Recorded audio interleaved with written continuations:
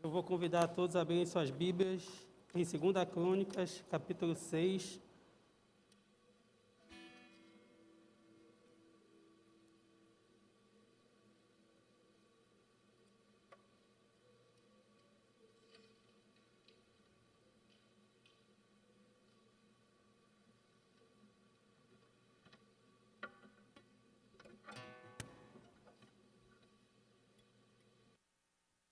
Segunda Crônicas, segundo livro de Crônicas, capítulo 6. Nós vamos ler dos versos 12 ao verso 42. Amém? Diz assim a palavra do nosso Deus. Então Salomão se pôs diante do altar do Senhor, na presença de toda a comunidade de Israel, e levantou as mãos para orar. Ele havia feito uma plataforma de bronze com 2,25 metros de comprimento, 2,25 metros de largura e 1,35 metros de altura, e havia colocado no centro do pátio externo do templo. Ficou em pé na plataforma e depois ajoelhou-se diante de toda a comunidade de Israel. Levantou as mãos para o céu e orou. Ó Senhor, o Deus de Israel, não há Deus como tu em cima nos céus, nem embaixo na terra. Tu guardas a tua aliança e mostras o amor leal àqueles que andam diante de ti de todo o coração. Cumpriste tua promessa a teu servo Davi, meu pai. Fizestes essa promessa com a tua própria boca e hoje a cumpriste com as tuas próprias mãos. Agora, ó Senhor, o Deus de Israel, cumpre outra promessa que fizeste a teu servo Davi, meu pai. Quando lhe disseste, se seus descendentes viverem como deve e seguirem fielmente minha lei, como você fez, sempre haverá um deles no trono de Israel.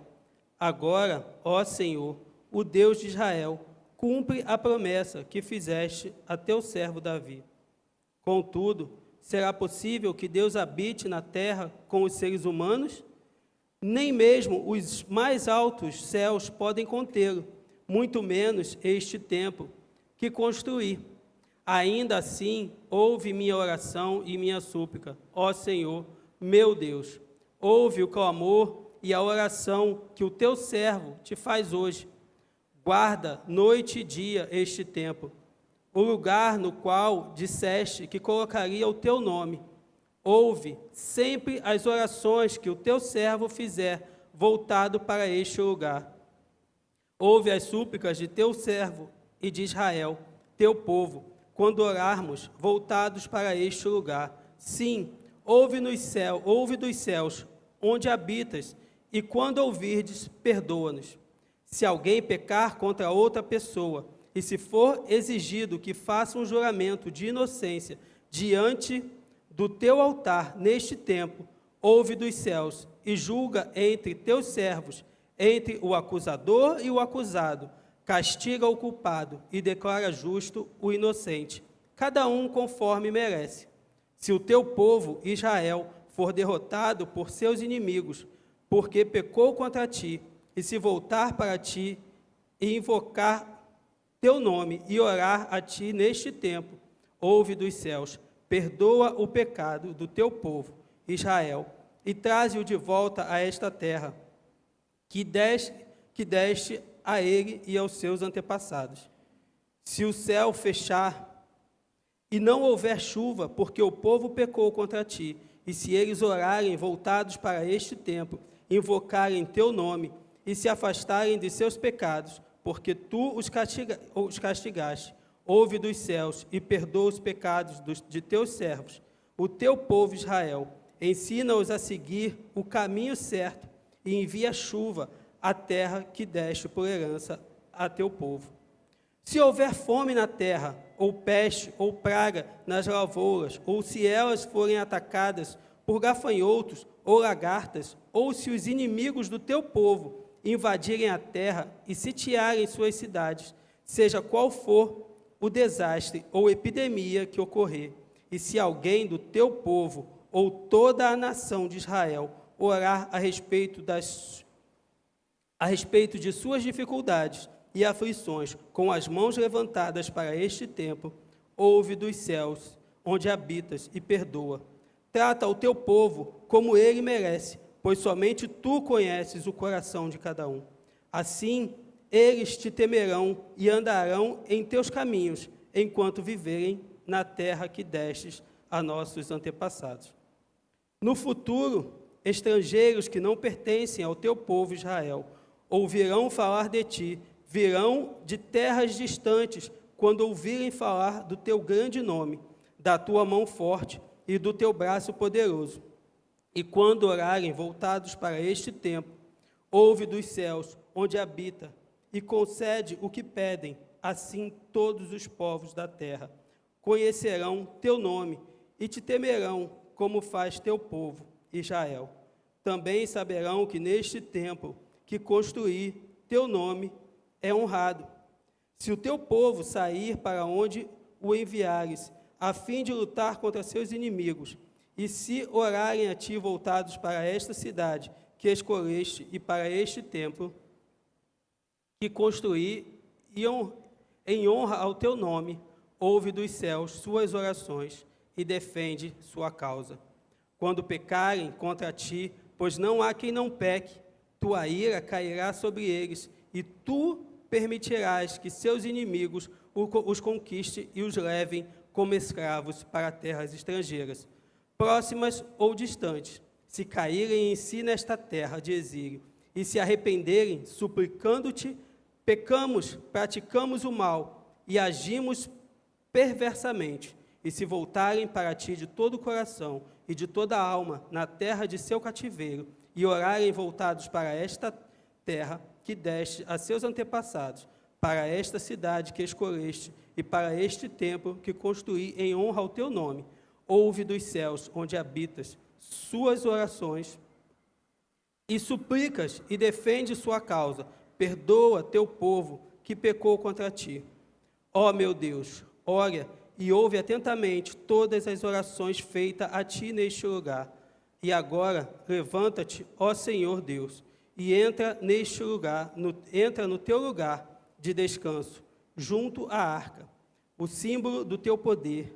Estejam teus sacerdotes, ó Senhor Deus, vestidos de salvação. Alegrem-se teus servos leais em tua bondade. Ó Senhor Deus, não rejeites o rei que ungiste. Lembra-te do teu amor leal por teu servo Davi. Amém? Oremos. Pai, te damos graças, Senhor Deus, por mais esse dia, Pai. Te damos graças, Senhor, porque podemos te cultuar, Senhor, livremente e alegremente, Pai. Senhor, que tu se faças presente neste dia, neste lugar, Pai. Que a tua Shekinah se derrame neste lugar, nesta noite, Pai. E que tu fale aos nossos corações, que tu trabalhe, Senhor Deus, o teu querer nas nossas vidas, Pai. Para que saiamos daqui, Senhor Deus, sabedores, Senhor, do que tu queres de nós e do que, Senhor Deus, temos que fazer, Senhor Deus, para honrar o teu santo nome, para que a tua glória seja vista, Senhor Deus, fora dessa igreja, Pai, para que todos creiam, que saibam e creiam que aqui tem um Deus que cuida de nós e que tem nos levado a bom termo até o momento, Pai. Nós te engrandecemos e te agradecemos por tudo. Abençoa cada palavra que sair da minha boca, Senhor, que seja tua falar e não eu, Pai querido. Pai, em nome de Jesus, nos abençoa nessa noite. Amém. Amém. Bom, para quem não me conhece, já que temos algumas pessoas novas, eu me chamo Alex, né? Já faço parte dessa igreja há um bom tempo. E uma notícia que eu queria aproveitar para dar, eu não estou mais responsável pela ação social, pelo quilo dos alimentos. Então, você que depositava o dinheiro na minha conta para eu comprar os alimentos, por favor, não faça mais. Eu tenho certeza que o pastor vai levantar alguém e já nós vamos ter uma pessoa aí que vai estar cuidando disso. Mas eu queria falar um pouco desse texto e eu queria falar um pouco da história desse texto. Porque, assim, esse texto e essa palavra, ela já arde no meu coração há algum tempo. Ela já arde no meu coração há um bom tempo. Porque eu passei um momento bem ruim da minha vida. Eu passei um momento ruim de saúde e ruim de cabeça. E toda vez que eu abria uma mensagem no WhatsApp, entrava numa rede social, estava o texto de 2 Crônicas 7,14. E toda vez alguém postava esse bendito texto, e eu lia esse texto, e esse texto, ele batia no meu coração, e ele me fazia mal. E aquilo, cada vez mais, quando acontecia, e o povo gosta desse texto, não vou te enganar, não. O povo tem uma predileção por esse texto grande. E esse texto batia no meu coração e me fazia mal. E eu lia aquilo e falava assim, Deus, mas eu estou te buscando, eu estou querendo que isso mude, eu estou querendo um escape, eu estou querendo uma saída. É isso que tu está falando comigo, porque isso está me fazendo mal. E cada dia mais eu batia naquela tecla, porque eu estava ficando mal com aquele texto. E um dia, Deus falou no meu coração, você já leu o texto? Aí eu falei, sim, eu já li o texto. Só que quando Deus fala, você já leu o texto, Deus não quer saber se você já leu o texto. Deus quer saber se você já examinou o texto, se você já esmiuçou o texto, se você já pegou uma lupa e destrinchou esse texto até que ele fale realmente contigo. E eu fiz isso. E eu descobri que 2 Crônicas 7,14 não é 2 Crônicas 7,14. É 2 Crônicas a partir do 11. Olha o problema. E aí eu falei assim, legal. Um outro ponto que quando eu li o texto, quando eu esmiucei o texto, eu descobri que 2 Crônicas 7,14, ele é uma resposta de oração. Como a gente costuma dizer, como crente, isso é uma resposta de oração. E é uma resposta de oração. Ou seja, quando eu pego 2 Crônicas 7,14 e jogo lá, eu estou falando assim, das duas uma, ou o povo brasileiro, e eu vou me resumir só ao Brasil, ou o povo brasileiro está em pecado e não está buscando a Deus, certo? Porque o que ele diz lá? Se me buscar e orar e se converter dos seus maus caminhos, eu ouvirei dos altos céus, virei e sararei a sua terra. Ou seja, então o povo brasileiro é o povo de Deus. Eu não acredito nisso. Eu não acredito nisso. Ou a igreja do Senhor está em pecado. E aí eu também não acredito nisso, porque eu conheço pessoas sérias, conheço pessoas dignas, conheço pessoas que buscam a Deus. Então, assim, as coisas não estavam batendo. E aí, quando eu comecei a entender, quando eu comecei a ver, isso é uma resposta de oração. Isso é uma resposta de oração de quem? Isso é uma resposta de oração de Salomão. Se você ver, tudo que está em 2 Crônicas, a partir do 11, é Deus fazendo uma visita a Salomão e respondendo, fechei contigo. E isso me chama a atenção, isso, assim, me desperta, e me despertou para uma nova vida, uma nova situação com Cristo. Porque, assim, uma coisa é você ter aquilo martelando na sua vida e falando assim, está errado, está errado, está errado, está errado. A outra coisa é você olhar e falar assim, olha, se você orar, eu vou ouvir e vou fechar contigo. E aí, já mudou a figura. Você já tem um Deus que te ouve e que cuida de você. Você vê como é que muda as coisas quando a gente amplia os nossos horizontes, quando a gente pega, deixa de pegar um pedaço, um fragmento do texto e começa realmente a examinar as Escrituras como Jesus manda que nós examinemos. Porque Jesus fala, examinai as Escrituras, porque nelas contém vida. Ele diz também em ele diz também em João 6, 68, 69, por lá, ele diz que o que ele tem dito é espírito e é vida. Olha só como é que a coisa muda de figura. Porque a palavra de Deus realmente é espírito e é vida. A palavra de Deus realmente, ela bate em nós e ela faz a diferença nas nossas vidas. Ela chega em nós, ela entra no nosso coração e ela causa uma transformação, ela causa uma mudança. Quando nós lemos a palavra de Deus corretamente, quando nós nos entregamos à palavra de Deus corretamente. Isso me chama a atenção, porque Salomão, quando menino, ele recebeu do pai dele o trono. E o que esse menino fez? Ele buscou a Deus. Ele fez 1000 sacrifícios. Ele buscou a Deus desesperadamente, loucamente. E Deus foi e visitou ele no quarto dele. E o que Deus disse? O que ele pediu a Deus? Ele pediu a Deus sabedoria, não foi? Não, não foi. Ele pediu a Deus sabedoria para governar o povo de Israel. Ele foi bem específico. Ele falou, eu quero isso. Uma coisa é você falar, eu quero ser sábio. A outra coisa é falar assim, eu quero sabedoria para lidar com a minha esposa. Eu quero sabedoria para lidar com a minha filha. Eu quero sabedoria para lidar com o meu genro. Eu quero sabedoria para lidar com o meu filho que está nas drogas. Eu quero sabedoria para lidar com esta situação específica. E foi isso que Salomão pediu. E Deus falou, porque pediste sabedoria, eu vou te dar todas as outras coisas. Só que esse homem, ele continua insatisfeito. Então ele pega tudo que Deus e o Pai mandou ele fazer e ele faz.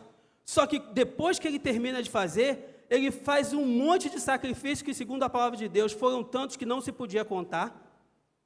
E esse homem chega, se põe no altar do sacrifício, e aí ele tirou todos os sacrifícios e ele foi o sacrifício. Como diz em Romanos, sacrifício vivo, santo e agradável a Deus. Ele foi esse sacrifício. E ele se coloca diante do altar e ele se ajoelha. É bonito um rei se ajoelhar, né? Hoje é difícil você ver alguém na rua se ajoelhar para Jesus. Mas o rei, ele se ajoelha. O rei, ele simplesmente está entregue. Quando eu estava meditando nesse texto, né, todas as vezes que eu meditei nesse texto, e foram muitas vezes, eu só tinha uma imagem. Eu tinha a imagem de um trem vindo em alta velocidade. E Salomão com uma bicicleta, vindo ao contrário. E quando bate um trem com uma bicicleta, o que é que sobra? Só o trem. Só o trem. A mesma coisa é quando você se choca com Deus. Se você se chocar com Deus e sobrar você se chocou com qualquer outra coisa, menos Deus. Porque quando você se choca com Deus, só tem que sobrar Deus. A sua vida tem que ser tomada. Você tem que ser tomado por Deus. O apóstolo Paulo já disse em Gálatas, já não sou eu quem vivo, mas Cristo vive em mim. Por quê? Porque ele se chocou com Deus. E quando você se choca com Deus, você sai totalmente. E é disso que eu estou falando. De nós nos encontrarmos com Deus de uma forma que nós somos apagados. E Deus nos toma de uma forma porque nós somos dele. Nós somos dele, nós pertencemos a ele. Então nós temos que viver como pertencendo a Jesus. O apóstolo Paulo diz em Colossenses que nós devemos viver de modo digno do Evangelho. Em Gálatas 2, eu não vou lembrar, eu sei que é em Gálatas 2, eu não vou lembrar o versículo, mas ele diz que nós devemos buscar a Deus até que Cristo, ele ora para que nós busquemos a Deus até que Cristo seja formado em nós. Até que Cristo seja formado em mim. Ou seja, essa tem que ser a minha busca. Eu tenho que buscar a Deus de uma forma tão grande, tão gritante, que quando isso acabar, quem vive em mim é Cristo. Cristo foi formado em mim totalmente. Não tem mais espaço para mim, não tem mais espaço para o meu eu, não tem mais espaço para o meu ego. Só tem espaço para Cristo. Só tem espaço para Cristo. E Salomão, ele me ensina muitas coisas nesse texto. Porque Salomão, ele não se coloca como um rei e ele fala, ó Senhor, fiz o tempo, me abençoa, eu sou o cara. Não, ele se coloca diante de Deus e ele sabe quem é ele e quem é Deus. Ele sabe que ele é o servo e Deus é o Senhor. E ele diz, olha, eu fiz o tempo, mas eu sei que não dá para tu morar aí. Não tem a menor condição. Se o céu não aguenta você, imagina um templo desse tamanho. Não vai aguentar. Não tem jeito. Mas ele fala, olha, eu sou o teu servo. Eu sou o teu servo. Ouve a oração que o teu servo faz nessa noite. Ele não trata Deus como um office boy celestial, mas ele se coloca na presença de Deus e fala, olha, é tu que manda, eu estou aqui para te obedecer. Eu estou aqui para viver a tua vontade. Eu estou aqui para cumprir o teu querer. Sabe, como Maria, eu sou tua serva, faz segundo a tua vontade. Eu sou teu servo, Senhor, faz segundo a tua vontade. Será que nós podemos dizer isso nessa noite? Será que nós podemos abrir a nossa boca e declarar, olha, eu sou teu servo, faz conforme a tua vontade? Porque é isso que ele espera de nós, que nós nos coloquemos como servo. Nós vivemos ou estamos vivendo num mundo cada vez mais conturbado e complicado, né? Nós temos pandemia, nós temos H3N2, se eu não estiver errado, esses nomes, essas siglas me complicam um pouco. Nós temos eleição esse ano, eleição é uma benção. Nós ficamos cocheando, como diz Elias, entre dois senhores, e o pior, nenhum dos dois pode fazer nada por nós. Mas nós perdemos tempo, brigamos, sabe, ficamos de mal um com o outro, porque é o meu, não, é Jesus Cristo.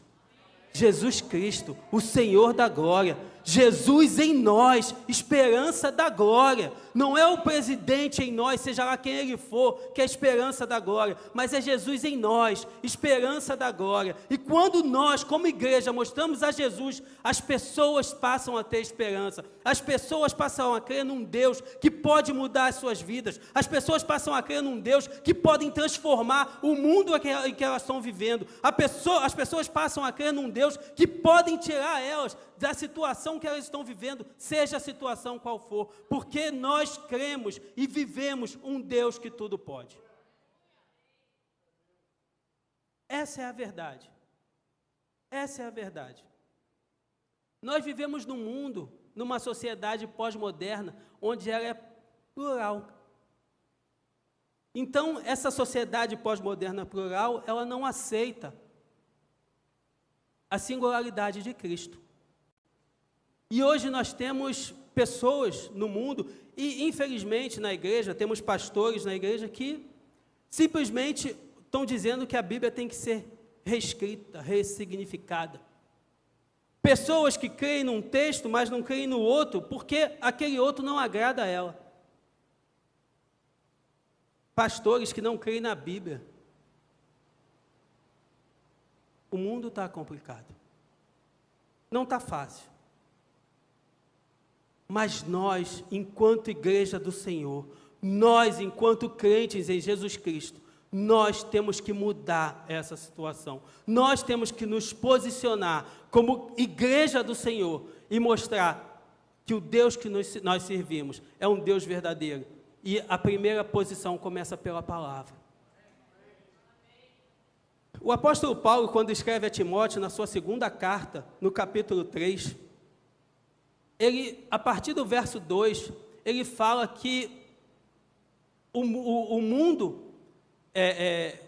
vive dias furiosos. E ele usa o texto traduzido diz outra coisa, mas o termo que ele usa no grego é furioso. E esse texto ele só aparece uma única vez na Bíblia, sem ser ali. Ele aparece quando Jesus vai até o endemoniado gadareno, e o texto que diz que o gadareno era furioso. Só aparece essas duas vezes, é um texto muito raro. Mas o apóstolo Paulo, ele fala assim, olha, Os dias serão furiosos, porque os homens serão.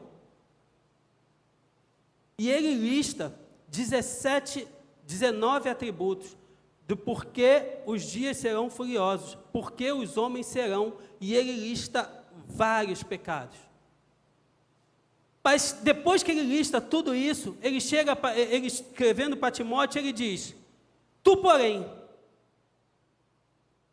porém, ele simplesmente fala assim: olha, Timóteo, você seja diferente.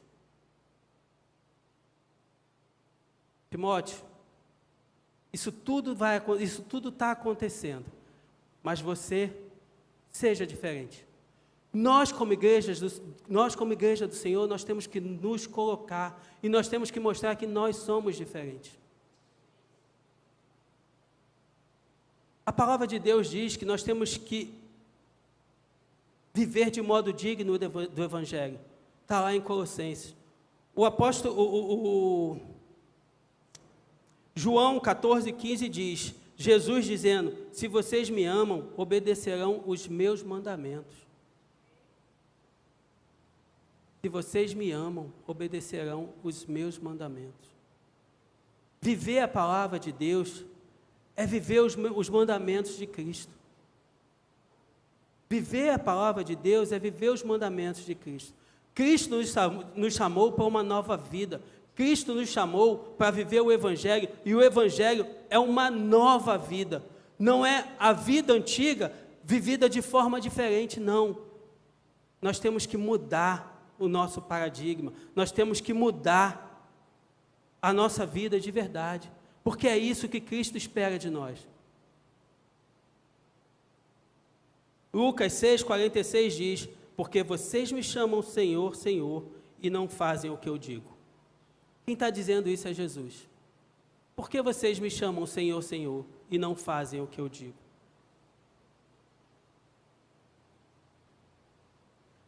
Essa é a posição que nós temos que ter na palavra do Senhor.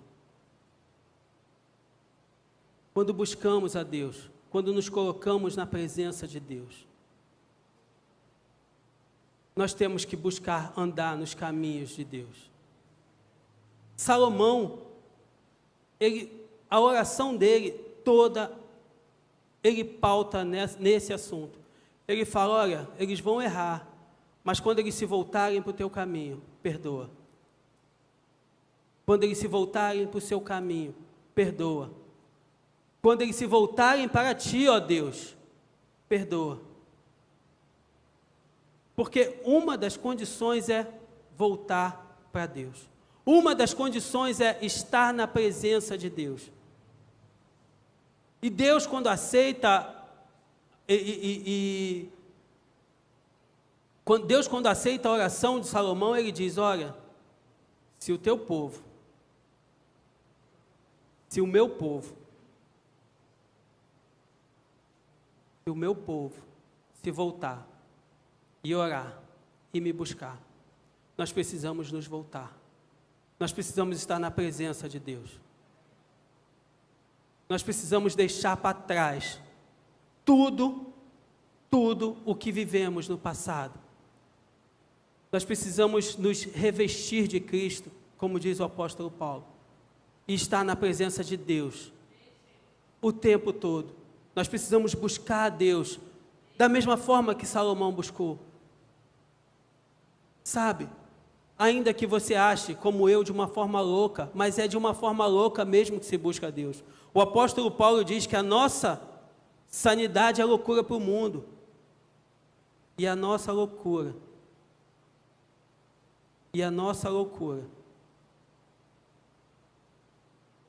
é a sanidade do mundo. Ou coisa parecida agora, eu acho que eu errei o negócio aí. Mas é bem por aí, porque a nossa loucura tem que ser diante de Deus. E nós temos que buscar a Deus de uma forma que quando o mundo ouça ou veja, ele fala assim: pô, esse cara é doido. Esse cara é doido. Por que não é o que eles falam da gente? Esse cara é doido. Buscar a Deus dessa forma. No dia 31 de dezembro, eu não vi, mesmo porque eu não assisto o canal. Então eu não vi. eu também não assisto o canal e também não assisto o programa, mas teve uma irmã crente, num programa da Globo, onde ela estava no dia 31 de dezembro, recebendo previsões de uma taróloga. Taróloga, para quem não sabe, é aquela pessoa que vê o futuro através das cartas. Alguns devem saber quem é a irmã, né? Mas isso não é para nós. E ela, como cristã, ela como uma pessoa de Deus, ela deveria na hora se posicionar e falar assim: olha, eu não creio nisso, isso aí não é para mim não, porque eu sirvo a um Deus, eu sirvo ao Deus Altíssimo, que tudo pode, e tudo que você está falando aí é mentira da boca de Satanás, e eu repreendo você e tudo que você está dizendo, porque ela deveria se posicionar como crente.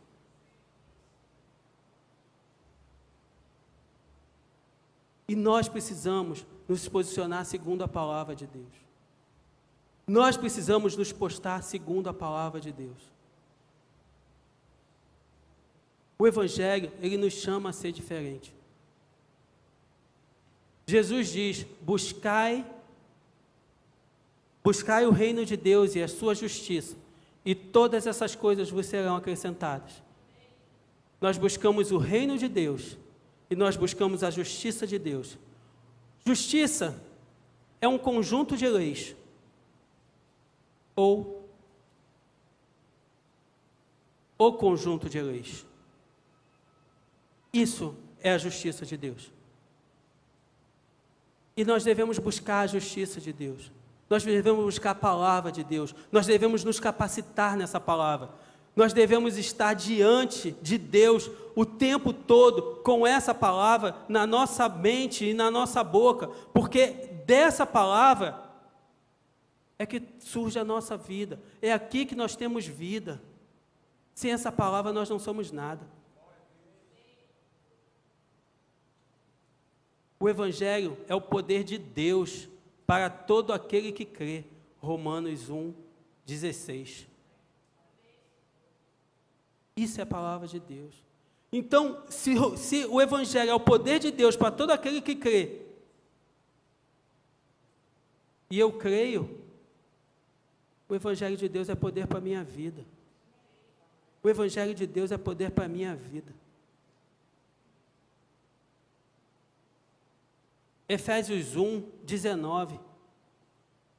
O poder que opera em nós é o mesmo poder que ressuscitou a Cristo dentre os mortos. Efésios 1:19. O poder que opera em mim e em você é o mesmo poder que ressuscitou a Cristo dentre os mortos. Glória a Deus por isso. Quando nós vivemos fincados no Evangelho, quando nós vivemos firmes no Evangelho, é esse poder do Evangelho que habita em nós, e é esse poder do Evangelho que move em nós. E com esse poder, nós podemos declarar a vitória para as pessoas que estão lá fora perdidas. Nós podemos mudar vidas. Pessoas que estão se matando, pessoas que estão sem esperança, pessoas que estão famintas, sem ter o que comer, sem ter onde morar, mas nós podemos transformar essas realidades através do Evangelho de Cristo. Essa é a verdade que Deus tem para nós.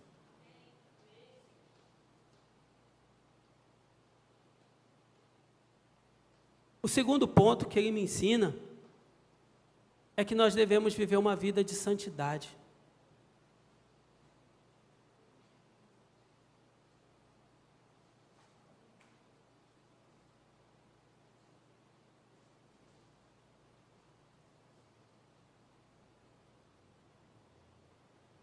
Humilhar, orar e buscar a minha presença. Afastar-se dos seus maus caminhos, eu o verei dos céus e perdoarei os seus pecados. Viver uma vida de santidade.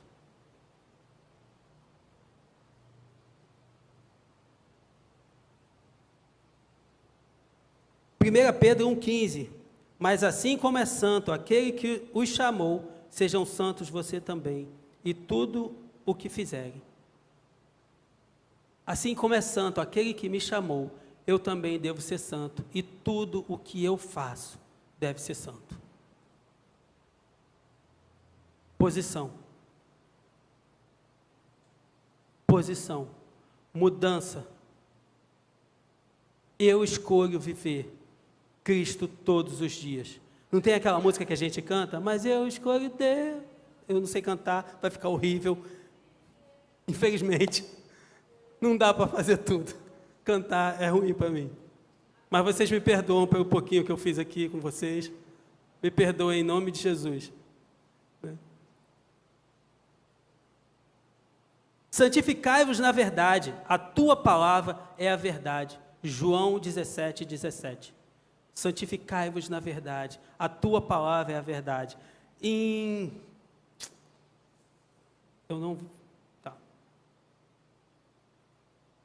não vou lembrar. Eu devia ter anotado. Na verdade, eu nem pensei nisso na hora. Mas, se eu não me engano, é em Efésios, um bom de Bíblia aí pode me ajudar, é em Efésios que diz que nós somos lavados pela lavagem de água, pela palavra.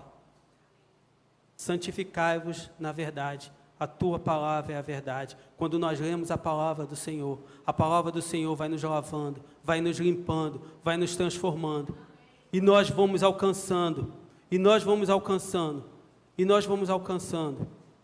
até que Cristo seja formado em nós por completo. Porque é disso que se trata a nossa vida em Cristo. Cristo ser formado em nós. Cristo ser formado em nós.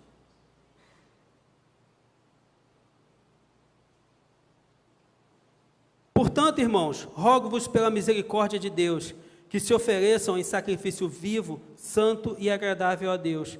Este é o culto racional de vocês. Não se amoldem ao padrão deste mundo, mas transformem-se pela renovação da mente, para que sejam capazes de experimentar e comprovar a boa, agradável e perfeita vontade de Deus. Romanos 12, 2. Renovação da mente. Santificação. Santificação. Santificação. Nós devemos buscar isso. Nós devemos buscar estar diante de Deus e buscar a santidade de Deus para as nossas vidas. Vós sois raça eleita, nação santa, povo de propriedade exclusiva de Deus, a fim de proclamar as virtudes daquele que vos chamou das trevas para a sua maravilhosa luz. É esse o objetivo. O apóstolo Pedro, quando ele importou, ele não teve um insight, Deus não falou com ele, olha, escreve isso que vai ficar legal, não. Ele foi lá no Êxodo e importou isso, e pegou o que era para o povo de Israel e falou assim, olha, está aqui, isso é para a igreja do Senhor. Isso é para você. Você é nação santa. Nação santa. Ou seja, nós devemos viver em santidade. Porque o nosso Deus nos fez em santidade. Porque o nosso Deus é santo. E nós devemos buscar a santidade de Deus. Nação santa. Um outro ponto, e que fica claro aqui nesse texto, é que nós devemos ter uma vida de oração. Nós devemos ter uma vida de oração. E Salomão orava. Salomão, pelo menos no princípio da vida dele, ele se dedicou a buscar a Deus de uma forma maravilhosa, de uma forma grandiosa, de uma forma fantástica, de uma forma que inspira. E ele inspira a ter uma vida de oração. Porque a vida de oração, ela nos coloca em comunhão com Deus. A vida de oração, ela nos faz conhecer mais a Deus. Tem um teólogo que disse certa vez que a oração, ela não muda Deus em relação a nós, ela nos muda em relação a Deus. Sabe, a oração não é para fazer com que Deus te atenda, não, é para fazer com que você conheça a Deus de forma que você vai atender Ele naquilo que Ele quer, porque você vai entender que você é servo e Ele é Senhor.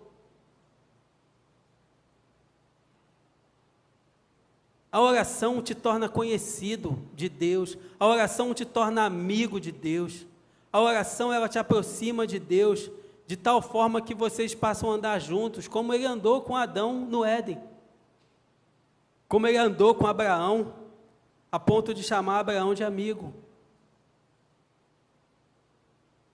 Porque uma coisa que me chama a atenção em Deus e Abraão, é aquela conversa que Abraão tem com ele, que chega a ser chata.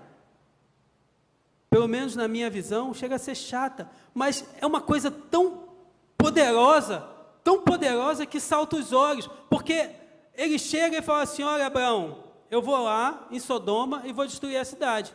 E Abraão sabe que o sobrinho dele está lá. Aí Abraão fala assim: mas Senhor, se tiver 50 justos. Aí Deus: se tiver 50 justos, eu não destruo a cidade. 49, Senhor, se tiver 49. Abraão, se tiver 49, eu não destruo a cidade. Abraão, Senhor, se tiver 48. Se tiver 48, eu não destruo a cidade. Mas se tiver 47? A conversa é ou não é enfadonha? Mas é ou não é poderosa? Porque à medida que ele vai colocando, e ele quer chegar no 1, porque ele sabe que o sobrinho dele está lá. Então o único objetivo dele é o sobrinho, ele está preocupado com ele. É sangue, é coração. Todos nós sentimos isso. Mas ele entra numa oração e numa guerra com Deus, que Deus no final fala assim: eu sei o que ele quer e eu vou deixar ele ganhar. Tá bom, Abraão, tá bom. E Ló sai de lá salvo. Mas é disso que eu estou querendo dizer quando eu falo de uma oração que nos aproxima de Deus. Porque você passa a conhecer aquilo que Deus quer. Tem uma história na Bíblia que eu acho fantástica, que é a história de Jonas. Porque Jonas, ele é convidado por Deus a ir a Nínive. Só que Jonas, ele conhece a Deus. E Jonas odiava os ninivitas. Então juntou o ódio que ele tinha com o conhecimento que ele tinha de Deus, e ele falou: eu vou nada. Porque assim que eu chegar lá e pregar, aquele povo vai se arrepender e Deus vai ter misericórdia daquele povo, e eu não quero que ele tenha misericórdia daquele povo. Se você tiver dúvida do que eu estou falando, leia o capítulo 4 de Jonas, que você vai entender. Mas Jonas se recusa a ir, mas Deus fala assim: filhão, entenda um negócio, eu quero que tu vá. Então tu vai. E Jonas vai. Mas o que eu estou querendo chegar é que Jonas, com certeza, era um camarada de oração. Jonas, com certeza, era um camarada que conhecia Deus. Ele conhecia o amor de Deus profundamente. E ele sabia que Deus era capaz de quebrar aquele povo, e de curar aquele povo, de transformar aquele povo. E nós, como igreja, temos que nos colocar como pessoas, como Jonas, enviados por Deus para quebrar o coração das pessoas que estão lá fora e trazer esse povo aos pés do Senhor Jesus. E nós precisamos orar, nós precisamos nos reunir em oração e buscar e falar: Deus, nos dê estratégia. Deus, nos coloque diante do povo e nos dê a Tua palavra, nos dê o Teu Santo Espírito, para que quando nós abrirmos a nossa boca, o coração se quebre e eles aceitem a Jesus e eles queiram viver uma vida com Cristo.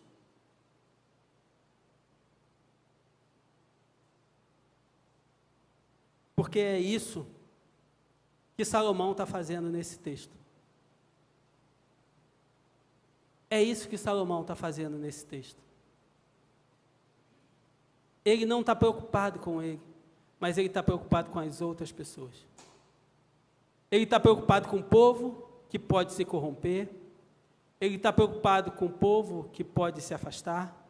Ele está preocupado com o estrangeiro, eu e você, que pode chegar e orar a Deus pedindo algo. Ele simplesmente se coloca na brecha, como Deus quer, e busca alguém para estar na brecha. E ele fala: Deus, esse tempo aqui não cabe o Senhor, mas esse tempo aqui cabe a tua presença. E a tua presença pode restaurar vidas. A tua presença, Senhor, pode mudar situações. A tua presença pode mudar realidades. A tua presença pode trazer esperança no coração da pessoa que chegar aqui sem esperança. É disso que Salomão está falando. E esse é o papel da igreja. Esse é o papel da igreja. Lembra do apóstolo Pedro? Vós sois nação santa, sacerdócio real, povo de propriedade exclusiva de Deus. Para quê? Aí está a diferença. A fim de proclamar as virtudes daquele que vos chamou das trevas para a sua maravilhosa luz.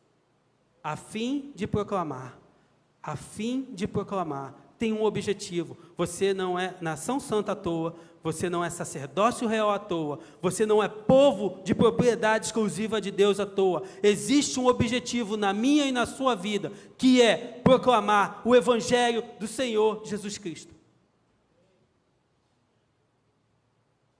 Salomão, ele chama atenção para isso. Salomão, ele rasga o coração e ele ama de uma forma gigantesca. Ele ama de uma forma tão grande que ele fala: Senhor, quando orar virado para esse tempo, seja quem for, seja a dificuldade que estiver, Senhor, muda a situação dele, trabalha na situação dele, Senhor, transforma a vida dele. É isso que Deus espera de nós como igreja, que nós estejamos intercedendo, que nós estejamos trabalhando, que nós estejamos mudando vidas através do poder do Espírito Santo que habita em nós. Porque se Cristo foi formado em nós, nós temos que levar esse Cristo lá para fora e mudar vidas. Esse é o projeto de Deus para nós. Esse é o desejo de Deus para a nossa vida. E nós precisamos nos colocar diante de Deus, para que Deus nos dê estratégia, para que Deus nos dê recurso, para que Deus nos mostre como agir, mas nós precisamos pregar o Evangelho de Deus. O apóstolo Paulo, em Romanos 11,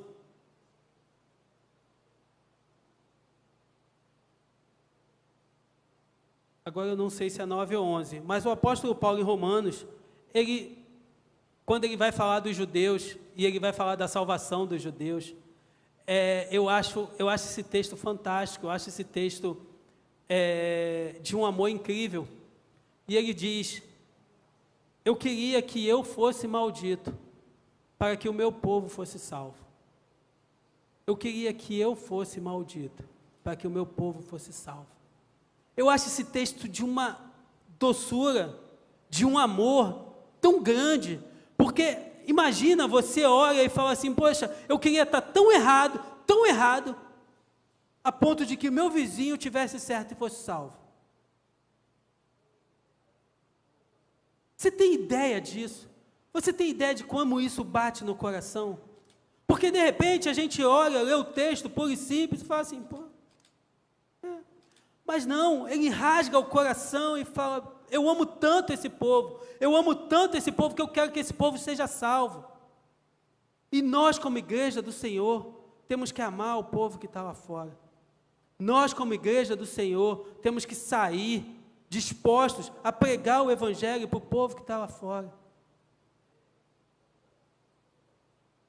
Vamos ser ridicularizados, vamos ser motivo de chacota, de repente até agredido, sei.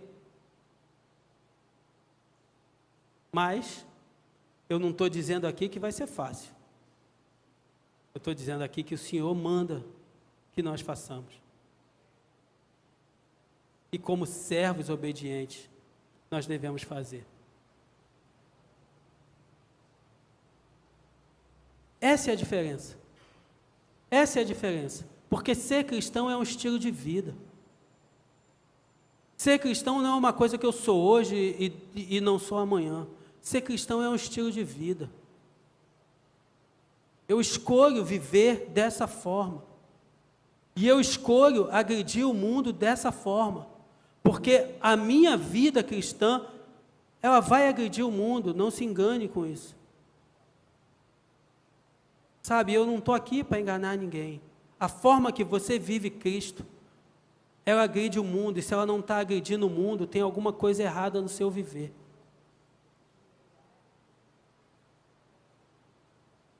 A forma que você vive Cristo vai fazer com que você perca amizade. A forma com que você vive Cristo vai fazer com que pessoas olhem torto para você. A forma com que você vive Cristo vai fazer com que pessoas te escanteiem. Mas a forma que você vive Cristo vai fazer com que pessoas se cheguem a você quando elas estiverem desesperadas. A forma que você vive Cristo vai fazer com que pessoas busquem a você quando elas quiserem uma solução para a vida delas. Porque elas sabem que em você mora a solução para a vida delas. Aí em você e em mim mora a solução para aquilo que tem afligido cada um deles lá fora.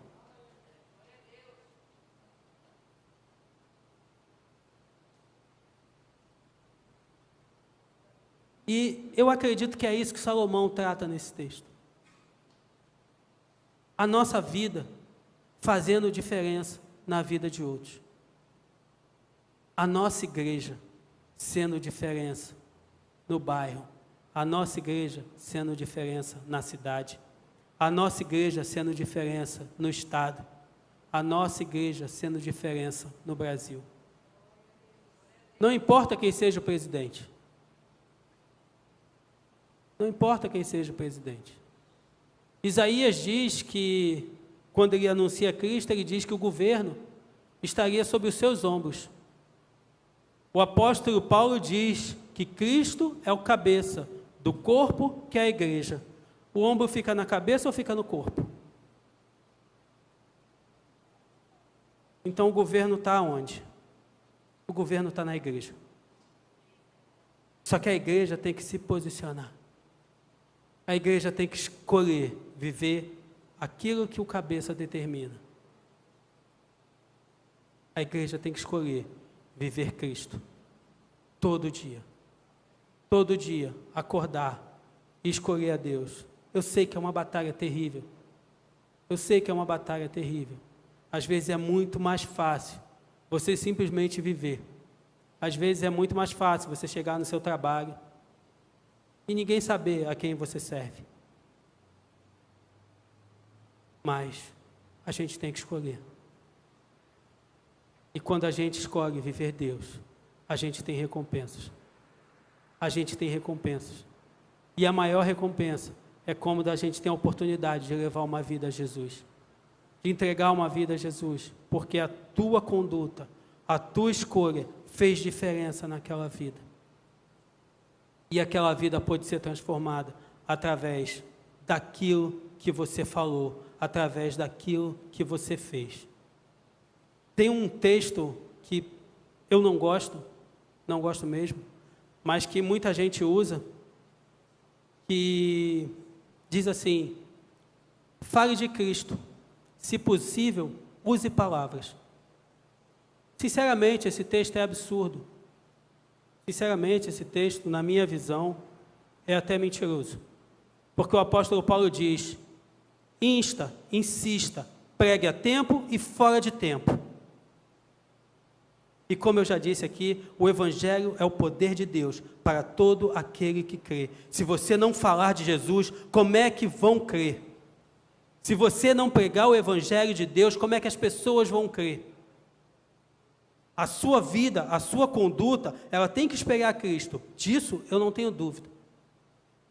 Mas a fé vem pelo ouvir, e ouvir a palavra de Deus. E o que eu estou citando é Bíblia.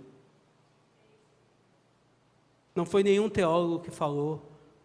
Eu não acordei de manhã e achei legal e escrevi, falei, vou falar isso. Não, isso é Bíblia. A fé vem pelo ouvir, e ouvir a palavra de Deus. Então, pregue a palavra. Pregue a palavra. Pregue a palavra.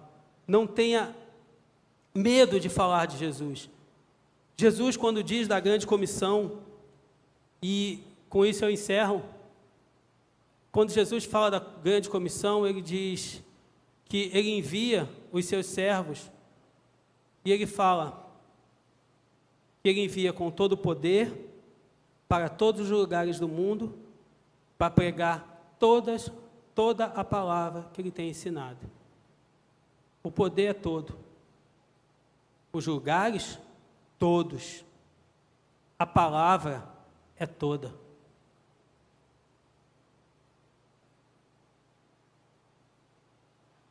Aqui não vai agradar esse grupo aqui não, vou falar isso aqui não. A palavra é toda. Nós precisamos ter isso em mente. O poder é todo. Ele vai nos capacitar. Ele vai nos capacitar. Ele vai nos ungir. Ele vai nos preparar. E o poder que Ele vai nos enviar é com todo o poder. Para onde? Para todo lugar. Esteja pronto, esteja preparado. E o Evangelho é todo. Não tem meio termo, não tem isso pode, isso não pode. O Evangelho é todo. Então, que nós possamos viver por esse Evangelho, que nós possamos viver por essa palavra, e que Deus possa nos abençoar nessa noite, em nome de Jesus.